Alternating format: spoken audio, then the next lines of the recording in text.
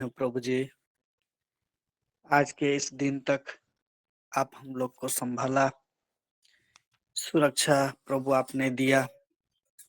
धन्यवाद करते हैं।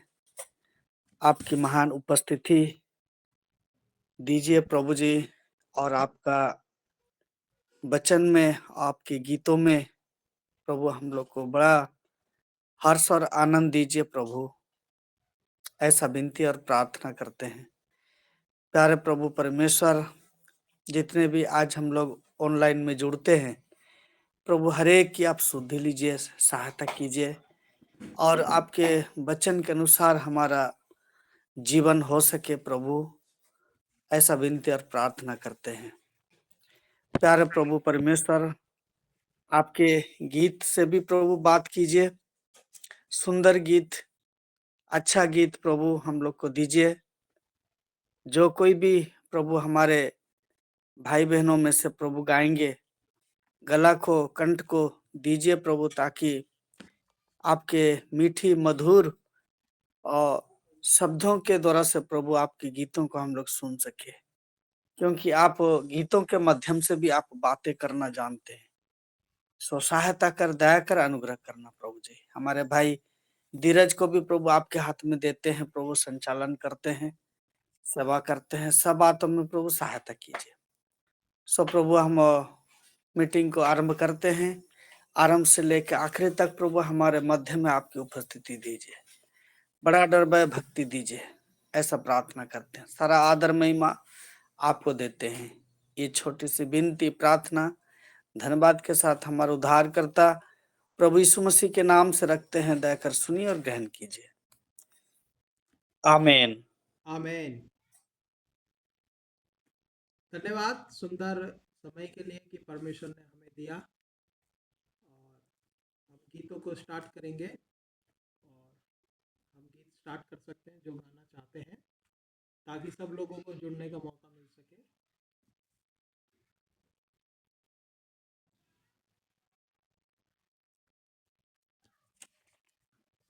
स्टार्ट कीजिए गीतों को, कोई भी भाई बहन उठा सकते हैं, गीतों को गा सकते हैं।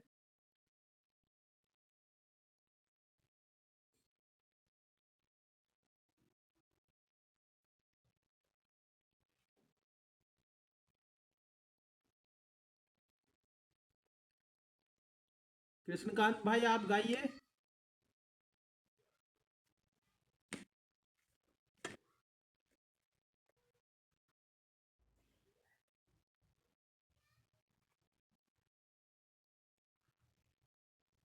गीतों को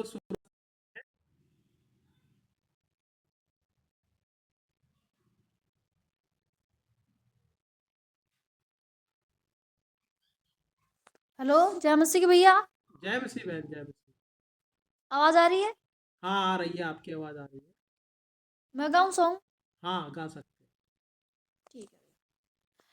कृपा पाने वाले स्तुति करे, दया पाने वाले स्तुति। और ये ले बागे ताके दिखे ये बात कही है। हाँ।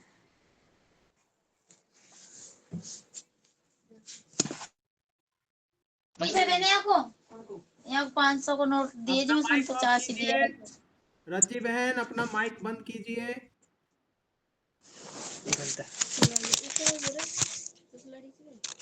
तो काय कर रहे हो?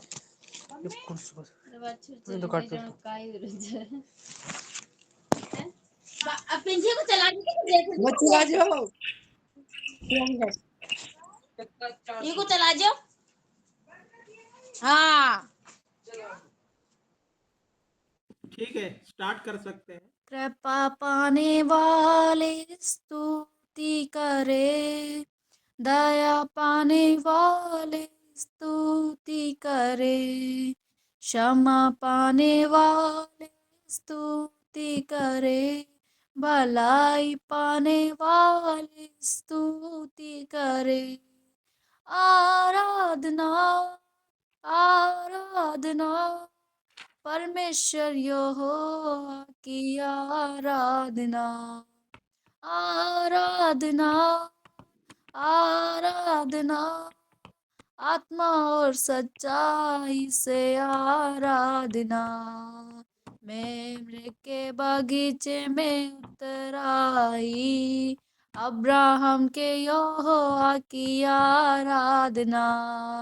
मोरिया के पर्वत पर उतर आई, इसहाक के यहोवा की आराधना। मेमरे के बगीचे में उतर आई, अब्राहम के यहोवा की आराधना। मोरिया के पर्वत पर उतर आई, इसहाक के यहोवा की आराधना। आराधना, आराधना, परमेश्वर यहोवा की आराधना। आराधना, आराधना, आत्मा और सच्चाई से आराधना। याकूब के तट पर उतर आई, याकूब के परमेश्वर की आराधना। बंदी गृह में सामर्थ देने वाले यूसुफ के परमेश्वर की आराधना। याकूब के पर्वत पर तट पर उतर आई, याकूब के परमेश्वर की आराधना। बंदी गृह में सामर्थ देने वाले यूसुफ के परमेश्वर की आराधना। आराधना, आराधना, परमेश्वर यहोवा की आराधना। आराधना, आराधना, आत्मा और सच्चाई से आराधना। होरेब के पर्वत पर उतर आई, मूसा के परमेश्वर की आराधना। मरुस्थल में मन्ना देने वाले इज़राइल के परमेश्वर की आराधना। होरेब के पर्वत पर उतर आई, मूसा के परमेश्वर की आराधना। मरुस्थल में मन्ना देने वाले इज़राइल के परमेश्वर की आराधना। आराधना, आराधना, परमेश्वर यहोवा की आराधना। आराधना, आराधना, आत्मा और सच्चाई से आराधना। करमल पर्वत पर अग्नि बरसाने वाले एलिया के परमेश्वर की आराधना। शेरों की गुफा में उतर आई, दानियल के परमेश्वर की आराधना। करमल पर्वत पर अग्नि बरसाने वाले एलिया के परमेश्वर की आराधना। शेरों की गुफा में उतर आई, दानियल के परमेश्वर की आराधना। आराधना, आराधना, परमेश्वर यहोवा की आराधना। आराधना, आराधना, आत्मा और सच्चाई से आराधना। होरेब के पर्वत पर उतर आई, मूसा के परमेश्वर की आराधना। मरुस्थल में मन्ना देने वाले इज़राइल के परमेश्वर की आराधना। होरेब के पर्वत पर उतर आई, मूसा के परमेश्वर की आराधना। मरुस्थल में मन्ना देने वाले इज़राइल के परमेश्वर की आराधना। आराधना, आराधना, परमेश्वर यहोवा की आराधना। आराधना, आराधना, आत्मा और सच्चाई से आराधना। करमल पर्वत पर अग्नि बरसाने वाले एलिया के परमेश्वर की आराधना। शेरों की गुफा में उतर आई दानियल के परमेश्वर की आराधना। करमल पर्वत पर अग्नि बरसाने वाले एलिया के परमेश्वर की आराधना। शेरों की गुफा में उतर आई दानियल के परमेश्वर की आराधना। आराधना, आराधना, परमेश्वर यहोवा की आराधना। आराधना, आराधना, आत्मा और सच्चाई से आराधना। कृपा पाने वाले स्तुति करे, दया पाने वाले स्तुति करे, क्षमा पाने वाले स्तुति करे, भलाई पाने वाले स्तुति करे। आमीन। धन्यवाद सुंदर गीत के लिए। कोई भी एक और जन प्रभु की महिमा के लिए गीत को गाइए।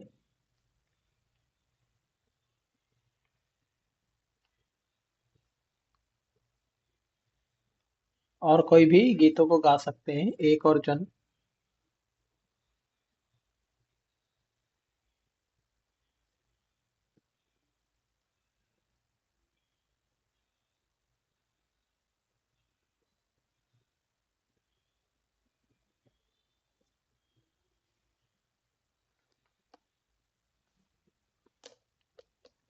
ठीक है, अगर कोई नहीं है तो हम अध्ययन को जारी रखेंगे।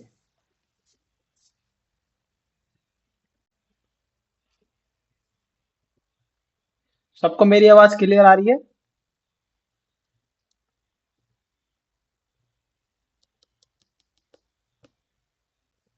हाँ भाई, आ रही है क्लियर।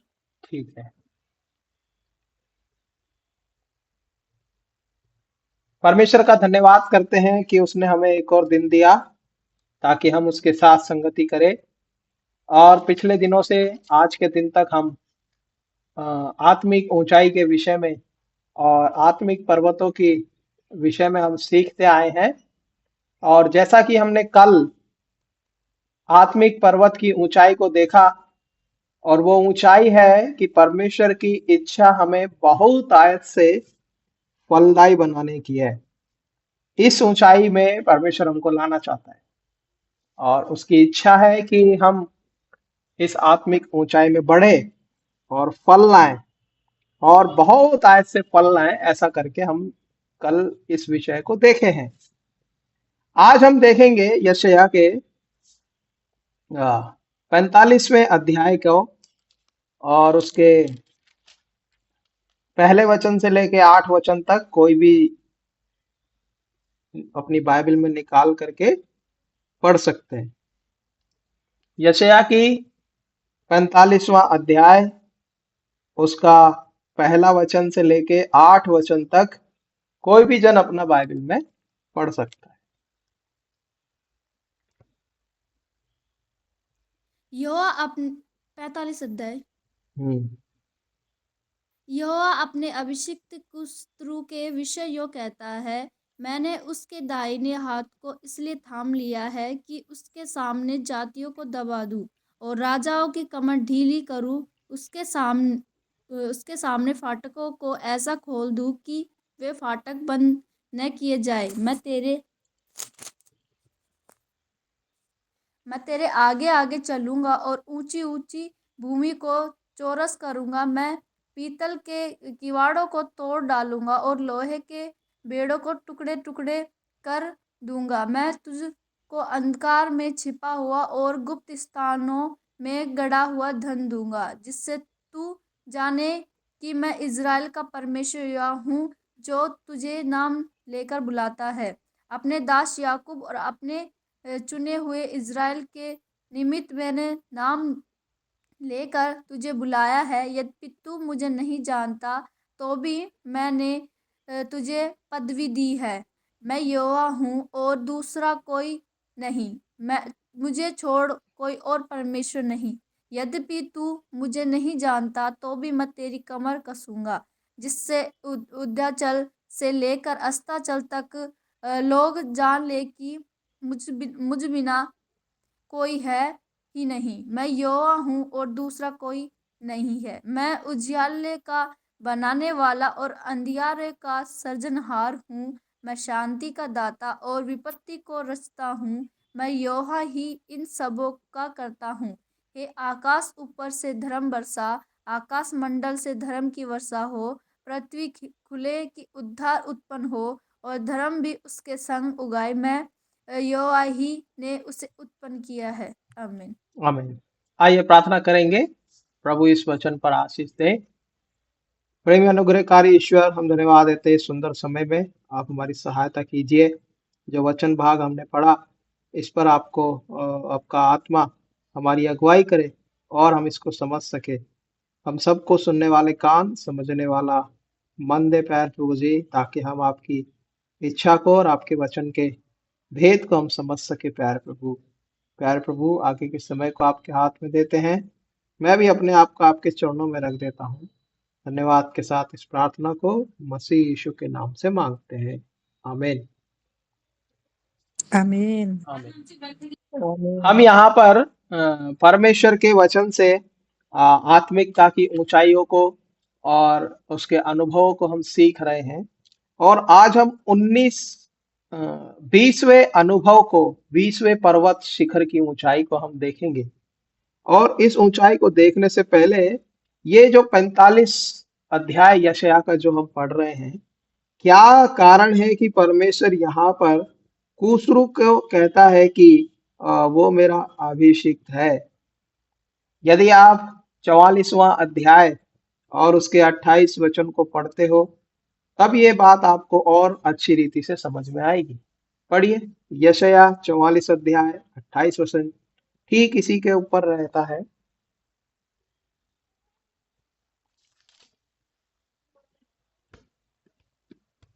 28। जो कुस्रू के विषय में कहता है, वह मेरा ठहराया हुआ चरवाहा है और मेरी इच्छा पूरी करेगा। यरूशलेम के विषय कहता है, वह बसाई जाएगी और मंदिर के विषय में तेरी नींव डाली जाएगी। यहाँ पर कूसरू के विषय में बात की गई है। जो कूसरू के विषय में कहता है, वो मेरा ठहराया हुआ चरवाहा है। परमेश्वर सच्चा परमेश्वर है और वो पहले से ही जानता है कि भविष्य में क्या होने वाला है। उसी के अनुसार परमेश्वर ने जान लिया कि आने वाले समय में जब परमेश्वर का मंदिर बनाया जाएगा इजरायलियों के समय में, और दोबारा से जब मंदिर खड़ा किया जाएगा, तो उस समय में बताया गया है कि एक ऐसा राजा होगा जो उसकी इच्छा को पूरा करेगा, और उस राजा का नाम है कूसरू। कूसरू के विषय में परमेश्वर बात करता है। और 45वें अध्याय के पहले वचन में जब हम आते हैं, तो यहाँ लिखा है अभिषिक्त। यहाँ कूसरू को चरवाहे के नाम से संबोधित किया गया है, मतलब चरवाहे के नाम से उसको बताया गया है। और अन्य जातियों के लिए उसको ये नाम दिया गया है कि वो अन्य जातियों को भी क्या करेगा, चरवाही करेगा। कूसरू जो है परमेश्वर की प्रजा को संसार से छुटकारा देने वाले के विषय में भी उसको रखा गया है। और दूसरा जो मुख्य कारण है कि कूसरू को अभिषिक्त कह के क्यों पुकारा गया, क्योंकि मसीह यीशु का एक स्वरूप के तरह उसको यहाँ पर दिखाया गया है कि वो एक छुटकारा देने वाला है। और यहाँ पर जो लोग अनंत काल का छुटकारा देता है, अनंत छुटकारा देता है, इस बात को यहाँ पर वो कहना चाहता है। और वो कहता है कि कूसरू के विषय में यूं कहता है कि मैंने उसके दाहिने हाथ को इसलिए थाम लिया है कि उसके सामने जातियों को दबा दूं और राजाओं की कमर ढीली करूं, और उसके सामने फाटकों को ऐसा खोल दूं कि कोई बंद ना किया जा सके। कितना अधिकार, कितनी सामर्थ और न्याय के विषय में, अभिषिक्त के विषय में, और परमेश्वर अपने उद्देश्य को पूरा करने के विषय में यहाँ पर अपनी योजना को पूरा करने के लिए, अपने काम को पूरा करने के लिए कुस्रू राजा को वहां पर लेकर के आया और कुस्रू के हाथ में अधिकार दिया है, न्याय करने का अधिकार दिया है, छुटकारा देने का अधिकार दिया है, और तो और हर एक के ऊपर उसने अधिकार दिया। और अब हम यहाँ पर देखते हैं जो मुख्य बात यहाँ पर कुस्रू के समय में परमेश्वर करता है।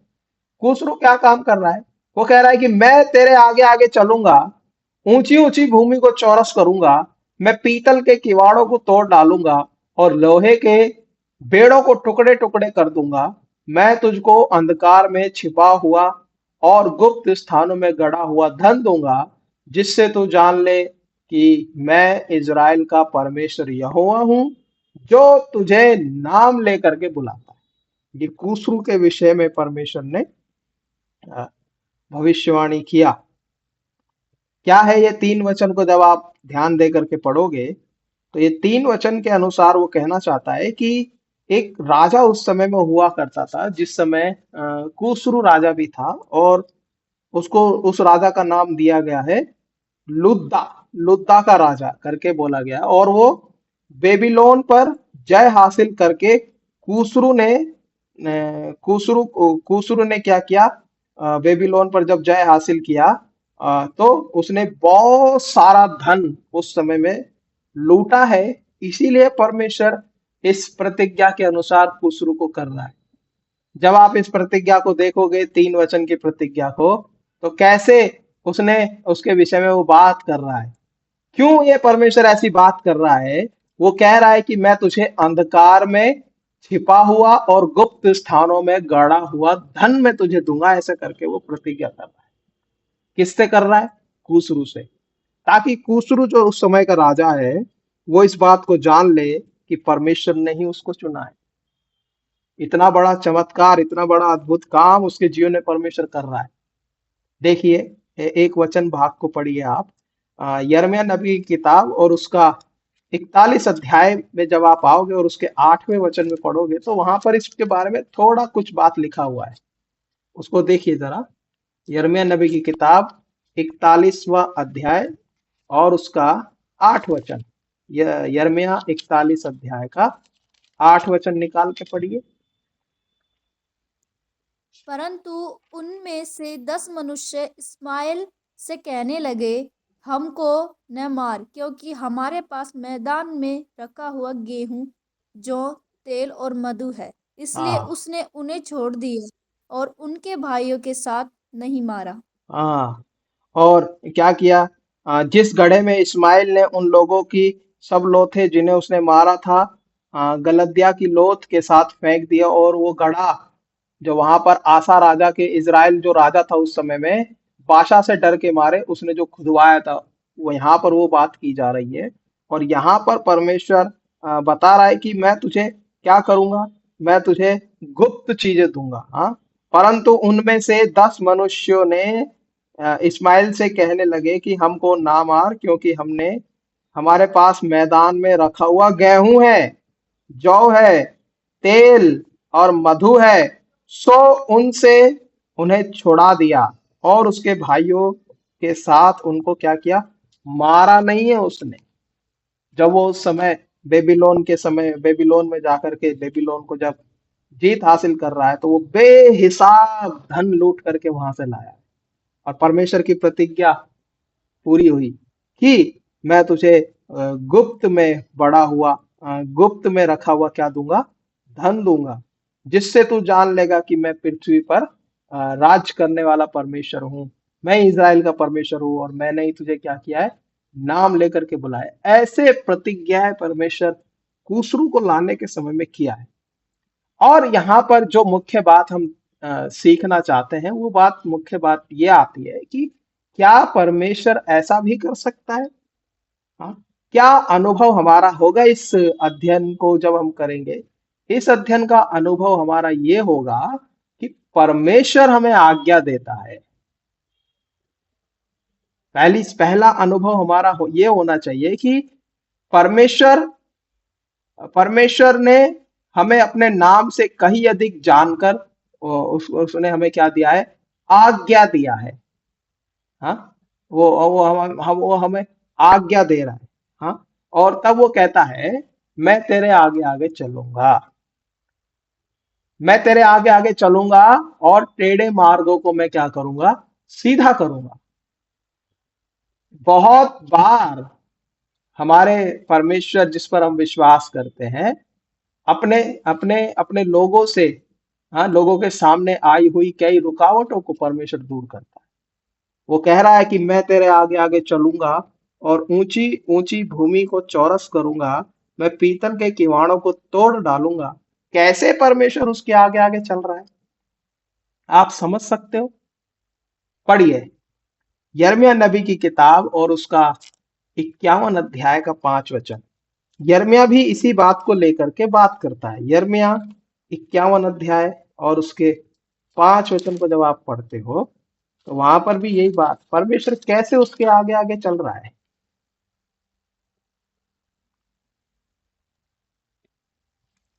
क्योंकि यद्यपि इज़राइल और यहूदा के देश इज़राइल के पवित्र के विरुद्ध किए हुए पापों से भरपूर हो गए हैं, तो हम्म भी उनके परमेश्वर सेनाओं के यहोवा ने उनको त्याग नहीं दिया। परमेश्वर ने उनको त्याग नहीं दिया है, ऐसा करके वो कह रहा है। अब इसी अध्याय का 30 वचन पढ़ो, यिर्मयाह 51 का 30। बेबीलोन के सूरवीर गड्ढों में रहकर लड़ने से इनकार करते हैं। उनकी वीरता जाती रही है और यह देखकर कि उनके वासस्थानों में आग लग गई है, वे स्त्री बन गए हैं। इस उसके फाटकों के बेंडे तोड़े गए हैं। हाँ, परमेश्वर उनके आगे आगे चल के उनके बीच में यही किया है। 29 वचन को पढ़ोगे तो ये जो सवाल है ये और क्लियर हो जाता है। यहोवा ने विचारा है कि वह बेबीलोन के देश को ऐसा उजाड़ करे कि उसमें कोई भी ना रहे, इसलिए पृथ्वी कांपती है और दुखित होती है। परमेश्वर का ये विचार है। इसीलिए उस समय में जब कुसरू राजा उस समय में राज्य कर रहा है तो परमेश्वर ने उसके आगे रह करके, हाँ, लोहे के बेड़ों को उसने क्या कर दिया? टुकड़े टुकड़े कर दिया है। बाबिलोन का जो राजा है वो बड़ा ही लोहे के समान है। इसलिए परमेश्वर बड़ी से बड़ी बंधन को भी वहां तोड़ने के लिए सामर्थ्य रखता है और वो अपने नाम को प्रकट कर रहा है। ये पहला अनुभव आपके और मेरे जीवन का होना चाहिए कि जब हम सर्वशक्तिमान परमेश्वर पर विश्वास करके चलते हैं तो वो हमारे जीवन में आई हुई हर एक रुकावट को, चाहे वो कैसी भी क्यों ना हो, उसको वो रुकावट को हटाने की सामर्थ्य रखता है। आज परमेश्वर का सुसमाचार जब हम देखते हैं, परमेश्वर के वचन को जब हम पढ़ते हैं, तो इस वचन को अलग अलग भाषाओं में लिखने के लिए कितनी रुकावटें आई हैं? बहुत सारी रुकावटें इस वचन को लिखने में आई है। बहुत सारे लोग मार दिए गए, बहुत सारे लोग जला दिए गए, बहुत सारे लोगों को जिंदा उनको मार दिया गया, वो जीवित रहते हुए भी मार दिए गए। हाँ, बहुत सारे लोगों ने इस वचन को आप तक और मुझ तक पहुंचाने के लिए बहुत दुख उठाया है। हाँ, अलग अलग भाषाओं में ये वचन आपके और मेरे पास पहुंचा है। जैसे ही परमेश्वर की हम आज्ञा मानने लगते हैं, वैसे ही उसके सामने जो पहाड़ है, जो समस्या है, जो पीतल का फाटक है, वो तोड़े जाते हैं। जैसे ही हम परमेश्वर की आज्ञा मानने लगते हैं, जैसे ही हम परमेश्वर के काम को करने लगते हैं, तो विश्वास के साथ परमेश्वर हमारे आगे आई हुई हर एक रुकावट को वो दूर कर सकता है।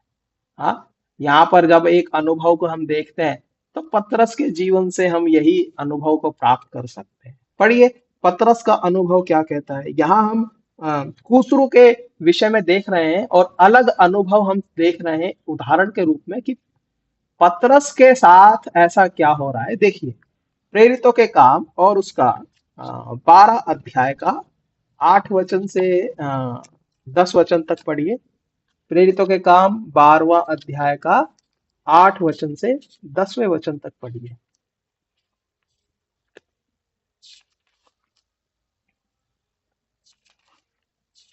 प्रेरितों के काम 8 अध्याय का सॉरी, प्रेरितों के काम 12वां अध्याय का 8 वचन से लेके 10 वचन तक। तब स्वर्गदूत ने तब उससे कहा, उससे कहा, कमर बांध और अपने जूते पहन ले। उसने ऐसा ही किया। फिर उसने उससे कहा, अपना वस्त्र पहनकर मेरे पीछे हो ले। और निकलकर उसके पीछे हो लिया। परंतु यह न जानता था कि जो कुछ स्वर्गदूत कर रहा है वह सच है, वरन यह समझा कि मैं दर्शन देख रहा हूँ। तब वह पहले और दूसरे पहरे से निकलकर उस लोहे के फाटक पर पहुंचे जो नगर की ओर है। वह उनके लिए आप से आप खुल गया और वह निकलकर एक ही गली होकर गए और तुरंत ही स्वर्गदूत उसे छोड़कर चला गया। यहाँ पर सबसे जो अचंभा की जो बात है यहाँ पर वो यह है कि पतरस को स्वर्गदूत ने बोला कि उठ और अपना जूता पहन ले, तैयार हो जा और मेरे पीछे हो ले। और पतरस अपने वस्त्र पहनकर उसके पीछे हो लिया और वो निकलकर उसके पीछे हो लिया, परंतु वो नहीं जानता था कि जो कुछ स्वर्गदूत कर रहा है वो सच में भी हो रहा है। और सबसे अद्भुत बात यहाँ पर यह है कि पतरस पहरे में बैठा हुआ है, जंजीरों से बंधा हुआ है उस समय में, और उसके हाथों में बेड़ियां हैं, उसके पांव में बंधन है और वो जंजीर को खोल नहीं सकता। लेकिन परमेश्वर ने हर एक बंधन को जो उसके हाथ में था, उसके पांव में था, उन बंधनों को भी खोल दिया। और एक बंधन और है जो हमारे लिए बीच में रुकावटें बनते हैं। जैसे यहाँ लिखा है कि वह निकलकर एक ही गली हो गए और जो नगर की ओर है उसके लिए आप से आप खुल गए। जो दरवाजे थे, जो फाटक थे, जो लोहे के फाटक पर जब वो पहुंचे तो लोहे के जो बड़े बड़े गेट थे उस समय में पतरस के लिए क्या हो गए, खुल गए। क्या ऐसा अनुभव आपने और मैंने परमेश्वर के वचन से पाया है? और यहाँ पर बहुत सारे हम सब के लिए यही बात लागू होती है कि जब हम परमेश्वर के वचन पर विश्वास करके चलते हैं, विश्वास से जब हम किसी काम को करते हैं, विश्वास से जब हम किसी चीज को मांगते हैं, चाहे उसके बीच में कितने भी बड़े बंधन क्यों ना हो, कितनी भी बड़ी रुकावट क्यों ना हो, हर एक रुकावट को परमेश्वर दूर करने की सामर्थ्य रखता है। और पतरस के साथ ऐसा ही हुआ। पतरस को कहा गया, उठ, कमर बांध, अपने जूते पहन ले। तब उसने वैसा ही किया है और कुछ उसने अलग नहीं किया। तो सबसे मुख्य बात क्या आई? उसने आज्ञा मानी। जो कुछ परमेश्वर आपसे और मुझसे कहता है, यदि हम उसको मान करके चलते हैं तो परमेश्वर हमारे आगे आगे चलकर बंधनों को खोलता है, रुकावटों को दूर करता है।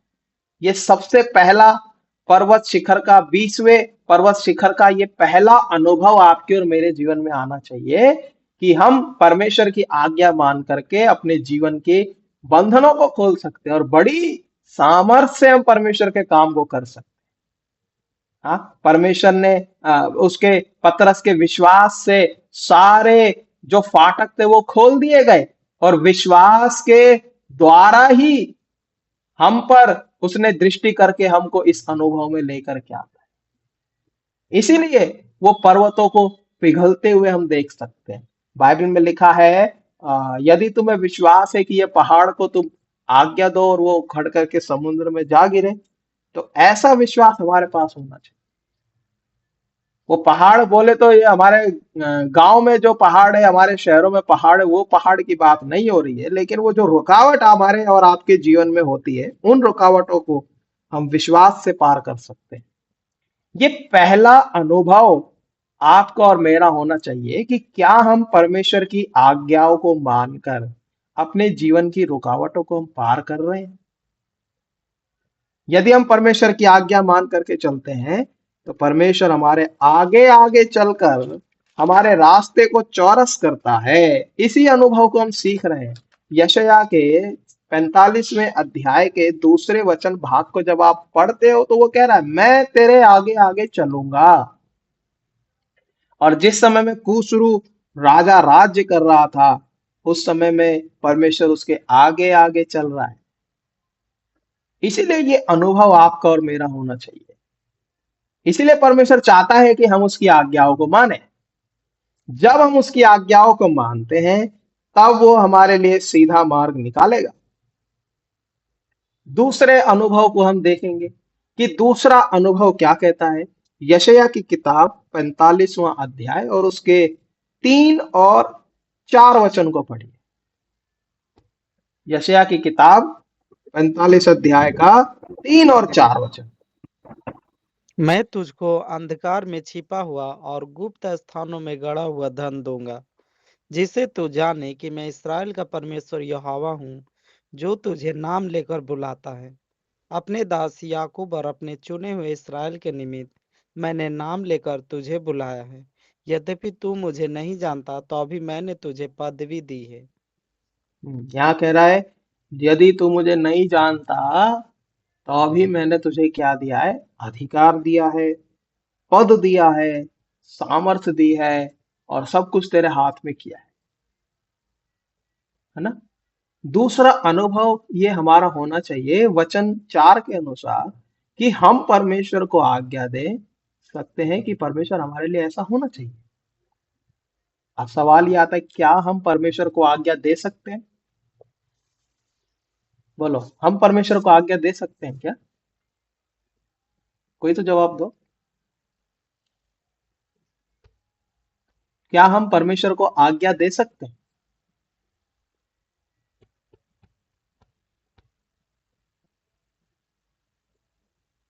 बोलो।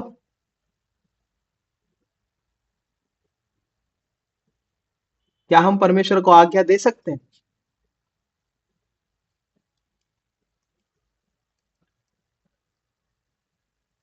किसी को नहीं जवाब है? बोलिए, कुछ नहीं होगा। आप गलत भी बोलोगे तो भी हम कुछ नहीं कर सकते। हम सीखने के लिए बैठे हैं। नहीं दे सकता है सर। नहीं दे सकते। और किसी का जवाब? नहीं दे सकते, केवल प्रार्थना कर सकते हैं, विनती कर सकते।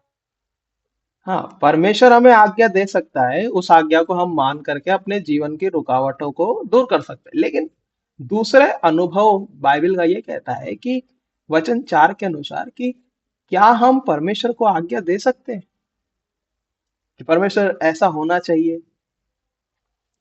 एक उदाहरण देखिए, आपके लिए बड़ी आशीष का कारण है। उत्पत्ति की किताब और उसके 22 अध्याय के 17वें वचन को पढ़िए। ये उदाहरण हम देख रहे हैं कि क्या हम परमेश्वर को आज्ञा दे सकते हैं। उत्पत्ति 22 अध्याय का 17वें वचन। इस कारण मैं निश्चय तुझे आशीष दूंगा और निश्चय तेरे वंश को आकाश के तारागण और समुद्र के तीर के बालू के किनकों के समान अनगिनत करूंगा, और तेरा वंश अपने शत्रुओं के नगरों का अधिकारी होगा। यहाँ पर क्या क्या है? तेरा वंश अपने शत्रुओं के नगरों का क्या होगा? अधिकार। परमेश्वर ने इब्राहिम का इतना विश्वास था परमेश्वर के ऊपर इब्राहिम का कि जब वो परखा गया तब परमेश्वर की आज्ञा का पालन करके उसने अपने इकलौते पुत्र को भी बलिदान करना चाहा। वहां अपने पुत्र को बलि देने वाला था कि परमेश्वर ने उससे कहा, वचन 12 में जब आप पढ़ोगे, पढ़िए वचन उसने 12। कहा, उस लड़के पर हाथ मत बढ़ा उसने कहा उस और लड़के न उससे हाथ मत बढ़ा और न उससे कुछ कर, क्योंकि तूने जो मुझसे अपने पुत्र वरन अपने इकलौते पुत्र को भी नहीं रख छोड़ा। इससे मैं अब जान गया कि तू परमेश्वर का भय मानता है। यहाँ पर इब्राहिम ने जैसे ही वो उसको बलि देने वाला है तो परमेश्वर ने उससे कहा कि उस लड़के पर हाथ नहीं बढ़ा, और परमेश्वर ने उससे उसके पुत्र के बदले में एक मेढ़ा बलि करने को कहा। ये मेढ़ा परमेश्वर के द्वारा वहां पहुंचाया गया है। इस अध्याय में हम देख सकते हैं। और अब परमेश्वर उससे यूं कह रहा है कि हे इब्राहिम, तूने पूरी तरह से मेरी आज्ञा मानी है, तूने अपने एक पुत्र को भी मुझसे नहीं रख छोड़ा। अब मैं तुझसे वाचा बांधता हूं, मतलब वचन बंध हूं मैं तेरा। मैं तुझसे प्रतिज्ञा करता हूं। हाँ, वचन बंध हुआ मेमने की तरह। मैं तुझसे बांधा हुआ हूं, अब तू मुझे आज्ञा दे कि मैं तेरी मानूंगा। और यहां पर वो कह रहा है कि मुझसे वे बातें पूछ ले जो होने वाली हैं। ये हमारा अधिकार परमेश्वर ने हमको दिया है। हम उससे पूछ सकते हैं, हम उससे बोल सकते हैं कि प्रभु जी आप मुझे बताइए। हाँ, हम विश्वासी हम विश्वासी परमेश्वर को आज्ञा दे सकते हैं कि प्रभु जी आप हमें बताइए क्या होने वाला है। ये आज्ञा के बारे में बात हो रही है। इब्राहिम ने परमेश्वर से पूछा होगा कि क्या होने वाला है बताओ। तो परमेश्वर ने बोला कि देखो मैं सदोम और अमोरा को नाश करने वाला हूं। तुरंत इब्राहिम को याद आया कि अरे मेरा एक रिश्तेदार, मेरा भतीजा लूत भी वहां रहता है। तो ऐसे ही यदि हम परमेश्वर की आज्ञा को मान रहे हैं तो परमेश्वर भी हमारी बात को मानने से पीछे नहीं हटेगा। परमेश्वर अपने दास के, अपने लोगों के कहे हुए वचन को वो पूरा करने वाला परमेश्वर है। हाँ, यदि हम पूरे हृदय से बिना सवाल किए, बिना कुड़कुड़ाए, बिना संदेह किए यदि हम उसकी आज्ञा मान रहे हैं तो ही परमेश्वर को हम आज्ञा दे सकते हैं कि प्रभु जी आप हमें बताइए हमें क्या करना है। यहां पर परमेश्वर को आज्ञा देने के विषय में और आपकी प्रार्थनाओं के पूरे पूरे जवाब दिए जाएंगे। इब्राहिम ने विनती किया, क्या विनती किया? हे प्रभु, यदि उस नगर में 50 लोग हुए तो क्या आप नाश नहीं करोगे? परमेश्वर बोला अगर उसमें 45 भी बचे ना तो भी मैं उस नगर को नाश नहीं करता। फिर इब्राहिम थोड़ा और आगे बढ़ा, फिर उसने बोला कि अब बताओ अगर इतने बचे तो, इतने बचे तो, इतने बचे तो। लास्ट में आके बोला यदि 10 लोग भी उस नगर में हुए ना तो भी मैं उसको नाश नहीं करूंगा। इसको बोलते हैं परमेश्वर को आज्ञा देना। ऐसा करके प्रभु जी यदि उसमें 10 लोग भी बच गए तो कितनी बड़ी बात है। इब्राहिम परमेश्वर के साथ बात कर रहा है और अपनी बात को वो मनवा रहा है। क्या हमारे जीवन का यह अनुभव है कि हम परमेश्वर से अपनी बात मनवाए? परमेश्वर ने देखा कि इब्राहिम अपने बेटे को भी नहीं रख छोड़ा है, उसको भी वो बलिदान करने पे आ गया, तो परमेश्वर ने उससे वाचा बांधी। क्या वाचा बांधी? कि जो तू कहेगा वो उसको मैं क्या करूंगा, मानूंगा। लेकिन इब्राहिम ने क्या किया? जो परमेश्वर ने कहा उसको इब्राहिम ने माना है। अपने जीवन में उसने प्रूफ करके दिखाया है कि वो परमेश्वर का भय मानता है। इसीलिए मसीह यीशु ने कहा, क्या कहा? पढ़िए मसीह यीशु क्या कहता है। मसीह यीशु क्या कहता है? यूहन्ना 14 अध्याय के 13 और 14 वचन को आप पढ़िए। मसीह यीशु क्या कहता है इसी बात को लेकर के? यूहन्ना 14 अध्याय का 13 और 14 वचन पढ़िए।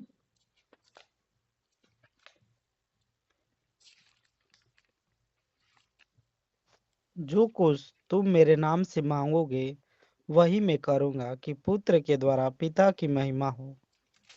यदि तुम मुझसे मेरे नाम से कुछ मांगोगे तो मैं उसे करूंगा। हाँ, यहाँ कह रहा है यदि तुम मुझसे मेरे नाम से कुछ मांगोगे तो मैं उसे करूंगा। 13 वचन में जो कुछ तुम मेरे नाम से मांगोगे वही मैं करूंगा, पुत्र के द्वारा पिता की क्या हो, महिमा होनी चाहिए। मसीह ने कहा यदि तुम मेरे नाम से कुछ भी मांगो, कुछ मांगो तो मैं तुम्हें दूंगा। हम उससे किसी भी बात की आज्ञा दे सकते हैं, जो कुछ। लेकिन सवाल अब यह है कि क्या हम उसकी आज्ञा को बिना सवाल जवाब किए, बिना कुड़कुड़ाए, बिना शक किए, क्या हम उसकी आज्ञाओं को मान रहे हैं? तभी हम उसको आज्ञा दे सकते हैं। आज्ञा दे सकते हैं हम उसको, लेकिन सवाल यह है कि क्या हम उसकी आज्ञाओं को मान रहे हैं? क्या हम उसकी इच्छा के अनुसार कर रहे हैं? इब्राहिम ने किया जैसे परमेश्वर ने बोला इब्राहिम सुबेरे उठ के मोरिया पर्वत पर जाना। इब्राहिम गया, बिल्कुल गया, और जाकर के बोला कि अपने पुत्र को बलिदान चढ़ा दो। इब्राहिम बोला ठीक है साहब, बिल्कुल चढ़ाएंगे। और आगे जब बढ़ा तो इसहाक ने पूछा कि पिताजी हमारे पास तो आ, आग भी है, लकड़ी भी है, छुरी भी है काटने के लिए, तो बलिदान करने के लिए वो मेढ़ा कहाँ है? तो इब्राहिम ने बड़े विश्वास के साथ जवाब दिया कि परमेश्वर उपाय करेगा।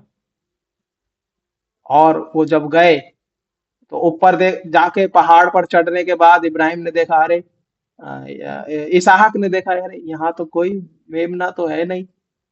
ठीक है, हो सकता है इब्राहिम ने कहा हो, बेटा इधर आओ। इब्राहिम इसहाक चुपचाप उसके पास चला गया होगा। जब इसहाक के हाथ बांधे होंगे तो इसहाक सवाल नहीं किया। जब इसहाक को वेदी की लकड़ी पर रखा गया होगा तब भी इसहाक ने सवाल नहीं किया। जब भी इसहाक के आंखों पे जब इब्राहिम ने हाथ रख दिया होगा, और तब भी इसहाक ने सवाल नहीं किया। और उसके बाद जैसे ही इब्राहिम ने छुरी उठा करके मारने लगा, तुरंत परमेश्वर ने आवाज दिया, इब्राहिम रुक जाओ। इसको बोलते हैं विश्वास के साथ आज्ञा मानना। दुख उठाते उठाते हुए भी परमेश्वर की आज्ञा मानने हमें सीखने की जरूरत है, तभी हम परमेश्वर को बोल सकते हैं। वरना आपको और मेरे जीवन में, मेरे हाथ में या आपके हाथ में कोई अधिकार नहीं है कि हम उससे सवाल पूछें कि क्या हम उसकी आज्ञाओं को मान रहे हैं। हमें परमेश्वर को आज्ञा देने का भी अधिकार है, लेकिन सवाल यह है कि क्या हम पहले उसकी आज्ञा मान रहे हैं। इससे पहले कि हम उससे कुछ मांगे, वो हमसे पूरे हृदय से चाहता है कि हम उसकी आज्ञा माने। जब हम उसे आज्ञा दे सकते हैं और परमेश्वर के सारे वरदानों को हम प्राप्त कर सकते हैं, आनंद उठा सकते हैं। पढ़िए कुलुसियों की पत्री 2 अध्याय और उसका 9 और 10 वचन। कुलुसियों चैप्टर 2 वर्स 9-10। कुलुसियों, क्योंकि उसमें ईश्वरत्व की सारी परिपूर्णता सदैव वास करती है, और तुम उसी में भरपूर हो गए हो, जो सारी प्रधानता और अधिकार का शिरोमणि है। यहाँ क्या कहता है? क्योंकि उसमें ईश्वरत्व की सारी परिपूर्णता सदैव वास करती है, और तुम उसी में भरपूर हो गए हो, और जो सारी प्रधानता और अधिकार का क्या है? शिरोमणि। प्रभु यीशु मसीह ने क्या कहा था? तुम मुझसे भी बड़े बड़े काम करोगे। प्रभु यीशु मसीह ने क्या कहा था? मैंने तुम्हें अधिकार दिया है ना? मैंने तुम्हें अधिकार दिया है ना? तुम बीमारों पर हाथ रखोगे और वो चंगे हो जाएंगे। पतरस और यूहन्ना ने उस अधिकार का बहुत अच्छा उपयोग किया। पतरस प्रेरितों के काम में हम देख सकते हैं। पतरस को अधिकार दिया कि तू बड़े हियाव के साथ बोलेगा, और पतरस ने इतना हियाव के साथ बोला कि सुनने वालों का हृदय छिद गया। इसीलिए परमेश्वर आपसे और मुझसे भी चाहता है। क्या हम इस अनुभव में आए हैं? हमारे इस 20वें पर्वत शिखर में 2 अनुभव होने चाहिए। पहला अनुभव, क्या हम परमेश्वर की आज्ञा को मान रहे हैं? दूसरा अनुभव, क्या हम परमेश्वर को आज्ञा दे सकते हैं? हाँ, दे सकते हैं। हम परमेश्वर को आज्ञा दे सकते हैं, लेकिन अधिकार के साथ हम उससे मांग सकते हैं। हाँ, हे अब्बा, हे पिता कहने का अधिकार उसने हमें दिया है। एक पिता यदि पुत्र की बात को नहीं मानेगा तो पिता किस बात का? और अगर यदि पुत्र पिता की बात का विश्वास नहीं करेगा और उसके अनुसार नहीं चलेगा तो वो पुत्र भी किस काम का? इसहाक और इब्राहिम का उदाहरण हमने देखा है, और कोई उदाहरण हमें देखने की जरूरत नहीं है। क्यों? क्योंकि परमेश्वर चाहता है कि हम पुत्र के समान उसकी आज्ञाओं को माने। और इब्राहिम ने देखा कि कैसे परमेश्वर ने देखा कि कैसे इब्राहिम ने परमेश्वर की आज्ञा को माना, तो परमेश्वर ने भी इब्राहिम से वाचा को बांधा है। वो आपके और मेरे साथ भी वाचा बांधने वाला परमेश्वर है।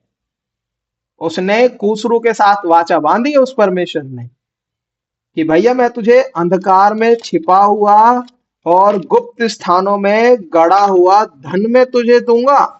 और परमेश्वर ने उसको दिया। कहाँ दिया? आप पढ़िए एक वचन, यशायाह 45 अध्याय में जब आप आओगे तो यहां हम इस बात को देख रहे हैं।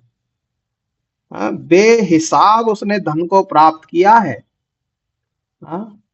देखिए 3 वचन,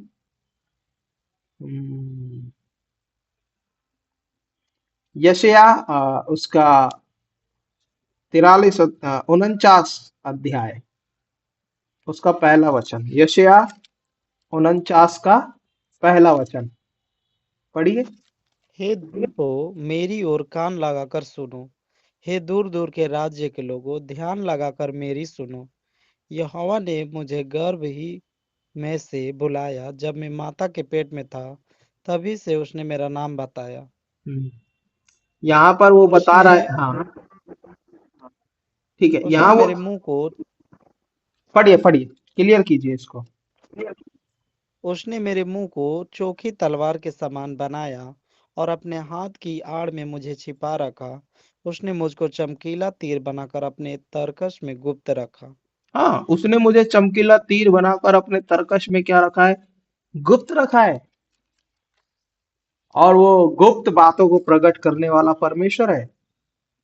और वो कह रहा है मैं यहोवा हूं, दूसरा कोई नहीं, मुझे छोड़ कोई परमेश्वर नहीं। यद्यपि तू मुझे नहीं जानता तो भी मैं तेरी कमर कसूंगा। ऐसा करके उसको हियाव दे रहा है, ढाढ़स दे रहा है। इसका मतलब परमेश्वर की आज्ञा वो राजा मान रहा है। वो परमेश्वर के हाथ को पकड़ के चल रहा है। परमेश्वर ने उसे एक अच्छे चरवाहे के रूप में उसको वहां पर ठहरा दिया है। परमेश्वर ने उसको छुटकारा देने वाले के रूप में वहां ठहराया है। परमेश्वर ने उसे अभिषिक्त के रूप में वहां पर ठहराया है। इसीलिए परमेश्वर अपनी प्रतिज्ञाओं को उसके लिए पूरा कर रहा है। बहुत जरूरी है हम परमेश्वर की आज्ञाओं को मानना। यदि हम उसकी आज्ञाओं को नहीं मानते तो हमें कोई अधिकार नहीं है इस वचन को प्रार्थना में उठाने का कि प्रभु जी आपने कहा है आप दोगे, मांगोगे तो तुम्हें दिया जाएगा। कोई मतलब नहीं बनता है। हम उसकी आज्ञाओं को कितना मान रहे हैं। बाइबल में लिखा है जो मेरा आदर करेगा मैं उसका आदर करूंगा। इसका मतलब जो मेरा आदर करेगा मैं उसका आदर करूंगा। जो मुझे तुच्छ जानेगा वो छोटे समझे जाएंगे। हम कितना उसका आदर कर रहे हैं, कितना उसको महिमा दे रहे हैं, तभी तो हमें महिमा मिलेगी। बहुत जरूरी है इस अनुभव में आना कि क्या हम परमेश्वर की आज्ञाओं को मान रहे हैं। खुसरू राजा ने उसकी आज्ञाओं को दिल से माना है और परमेश्वर ने बेबीलोन का छिपा हुआ गड़ा हुआ जो गुप्त धन है वो धन परमेश्वर ने उसको दिया है। उसने बोला मैं तुझे अंधकार में छिपा हुआ और गुप्त स्थानों में गड़ा हुआ धन दूंगा। ये प्रतिज्ञा यदि नए साल पे किसी को मिल गई तो उसकी तो लॉटरी लग जाएगी। और बोलेगा अब भाई साहब पूरे साल चिंता करने की दिक्कत नहीं है, अभी तो परमेश्वर गड़ा हुआ धन देगा। ऐसा नहीं है प्रियो। वचन के संदर्भ को समझना, वचन के मुख्य बात को समझना हमारे लिए बहुत जरूरी है। किसी एक वचन को, एक प्रतिज्ञा को उठा करके हम अपने जीवन में नहीं बोल सकते कि प्रभु इस प्रतिज्ञा को आप पूरा कीजिए। प्रतिज्ञाएं ऐसे ही पूरी नहीं होती। प्रतिज्ञा पूरी करने के लिए हमें परमेश्वर की आज्ञा माननी पड़ेगी। इब्राहिम को बोला कि मैं तेरे द्वारा वंश उत्पन्न करूंगा आकाश के तारों के जैसा। तो इब्राहिम को तो बड़ा विश्वास होना चाहिए था, लेकिन फिर भी परमेश्वर ने उसकी परीक्षा करी कि वो मेरी आज्ञा मानता है या नहीं मानता।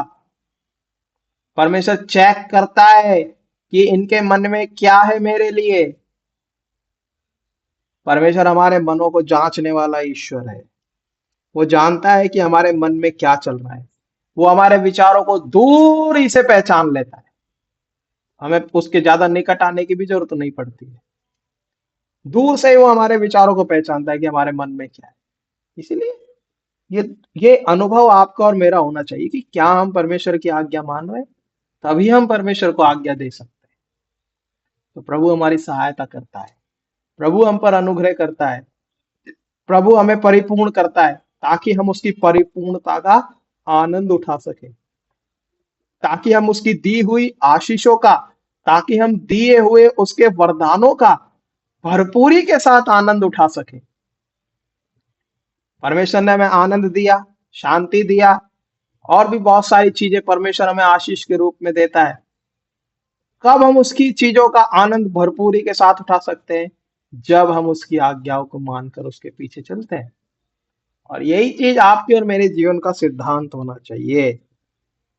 जीत हासिल करने का मतलब ये नहीं है कि परमेश्वर कह दिया तो जीत हासिल हो जाएगी, उसके लिए हमें खड़ा रहने की जरूरत है। यहाँ पर यही बात सिखाई जा रही है, यहाँ पर हम यही बात को सीख रहे हैं आप और मैं मिलके कि आपका और मेरा अनुभव है कि भाई परमेश्वर की आज्ञा मानने से बंधन खुल जाते हैं। परमेश्वर की आज्ञा मान करके चलने से अ, बड़ी से बड़ी रुकावट भी दूर हट सकती है। बहुत जरूरी है इस अनुभव में आना, आपको और मुझको। तो प्रभु हमारी सहायता करता है, प्रभु हमें बचाता है, प्रभु हमारी रक्षा करता है ना। तभी वो हमारे आगे आगे चल के हमारे रास्ते को चौरस करेगा। एक और पढ़ लीजिए, एक और वचन भाग पढ़ लीजिए। वो क्या कहता है? मैं पीतल के वो एक और बात कहता है, वो पीतल के किवाड़ों को क्या करता है? तोड़ डालता है। एक अनुभव देखिए, फिर हम अंत करेंगे। भजन संहिता 107, साम 107, उसका 15वां और 16वां वचन को पढ़िए।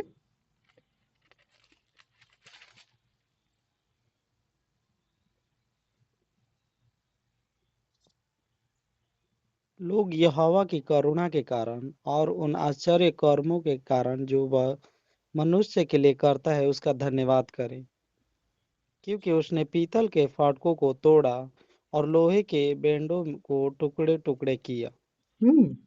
उसने पीतल के फाटकों को तोड़ा और लोहे के टुकड़ों को, लोहे के बेंडों को टुकड़े टुकड़े कर दिया। पीतल के फाटकों को तोड़ डाला। और इतना सामर्थी परमेश्वर है। हाँ, असंभव को संभव करने वाला ईश्वर है। क्या हम उसकी आज्ञाओं को विश्वास से मान रहे? इब्राहिम ने विश्वास से माना, इसीलिए वो विश्वास करने वालों का बाप कहलाया है, पिता कहलाया है। इसलिए क्या हम अपने घराने में विश्वास करने वाले कहला रहे हैं, आज्ञा मानने वाले कहलाए जा रहे हैं? तो प्रभु हमारी प्रार्थना को सुनेगा। हाँ, बहुत जरूरी है। हमारे घर में यदि कोई जिद करने वाला बच्चा होता है, जिद्दी होता है जो, उसकी जल्दी जरूरतों को पूरा किया जाता है। क्यों? क्योंकि भैया अगर वो पीछे पड़ गया तो छोड़ता नहीं है। ठीक वैसे ही हमें परमेश्वर के चरणों में आके उसकी हर एक आज्ञा को मानना, उसके उसके पास आकर उसको छोड़ना नहीं, उसको पकड़े रहना है। हाँ, कुछ भाई लोग जो आ, एक बात हमने सुनने में आती है कि कुछ भाई लोग जो है, भाई भक्त सिंह के बारे में ऐसा बताते हैं कि भाई भक्त सिंह परमेश्वर के जो जैसे जिद्दी बच्चे होते हैं ना, ऐसे हैं। परमेश्वर की संतान है कि परमेश्वर से वो जो कुछ मांगते हैं परमेश्वर उनको क्या करता है? दे देता है। जिद्दी संतान, जिद करने वाली संतान, परमेश्वर से जिद करने वाली कि परमेश्वर आप मुझे दीजिए। लेकिन सवाल यह है कि क्या हम उसकी आज्ञाओं को मान रहे हैं? प्रभु हमारी सहायता करेगा। आइए हम प्रार्थना करेंगे, प्रभु इस वचन पर आशीष दे। सबको जय मसीह की। आमीन। कृष्णकांत भाई, आप प्रार्थना कीजिए।